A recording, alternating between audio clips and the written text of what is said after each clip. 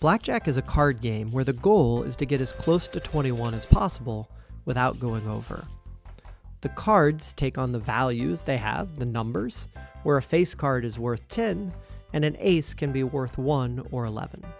And so, in a typical game of blackjack, the player gets 2 cards face up where you can see the numbers, the dealer 1 face up, 1 face down, and the player goes first.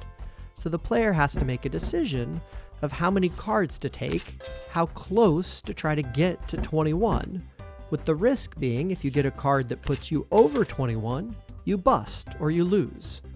Once the player holds, then the dealer flips over her card, and then, with most rules, if the sum is less than 17, she has to keep taking cards until either she gets to 17 or above, or she busts because she's gone over 21.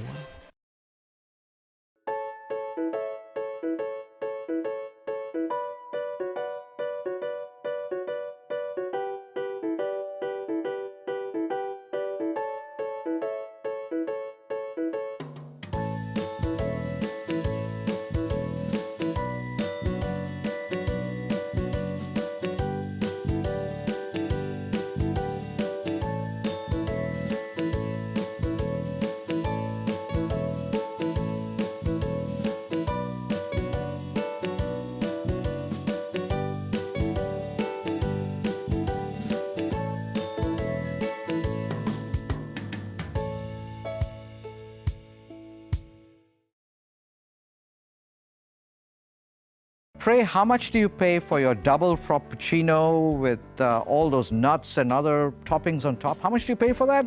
No, I can't hear you. Yeah. $5? Yep. And that's amazing. That's not a 200% premium. That's like a 20,000% premium, right? Or more.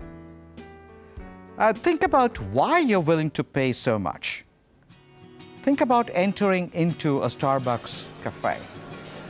The sights, the sounds of the coffee beans roasting and grinding, the smells, and the wonderful atmosphere around you. And you want to go and you sit down there and you're taking in all of these with all your senses and you're acting as though you're working, whereas really what you're doing is enjoying, right, all those senses and doing some interesting people watching too at the same time. That's what you're paying for. You're paying for that experience. You're not just paying for the cup of coffee. And that's how important creating great experiences is today. And the good thing again, customers today are willing to pay for those experiences. People have a car accident. They don't just need coverage. Think about it. They need some tender, loving care, right? Your precious Herbie is all battered, you need a ride home, you need the car to be repaired, you need a replacement car, you need paperwork to be taken care of, a gazillion things.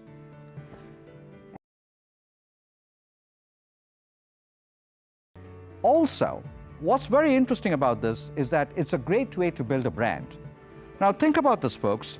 How often have you been caught on our great American highways behind miles of crawling traffic?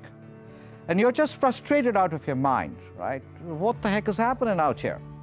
But at some stage, you see the flashing lights in the distance, the ambulance, the police, etc., and you're somewhat mollified. You're thinking, all right, there's been an accident, let me be patient, it's okay.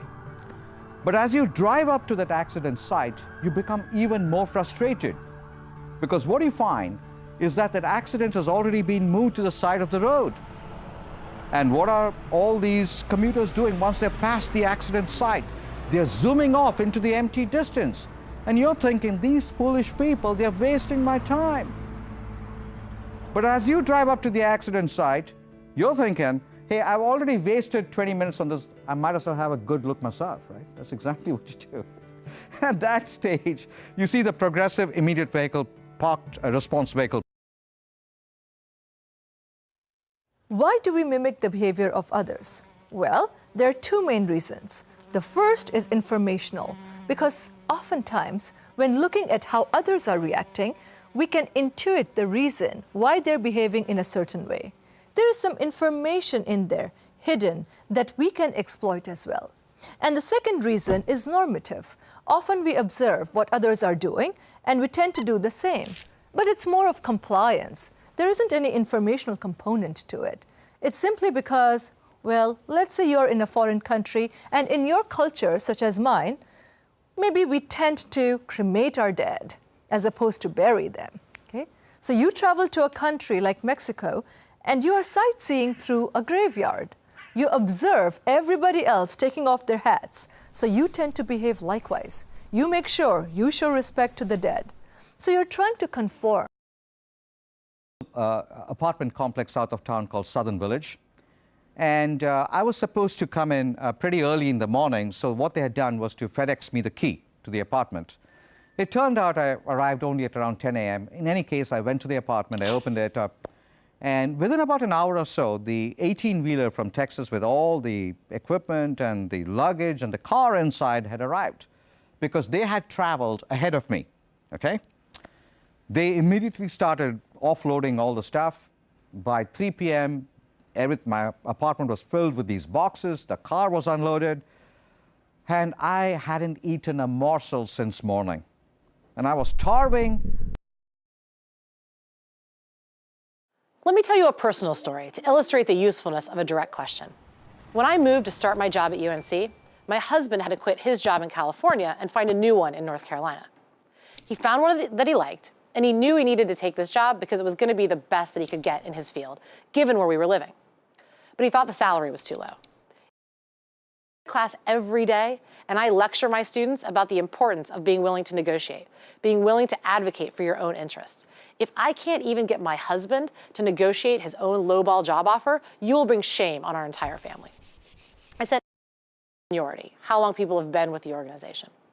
I then advised him to make an argument for why he deserved to be in the more preferred category.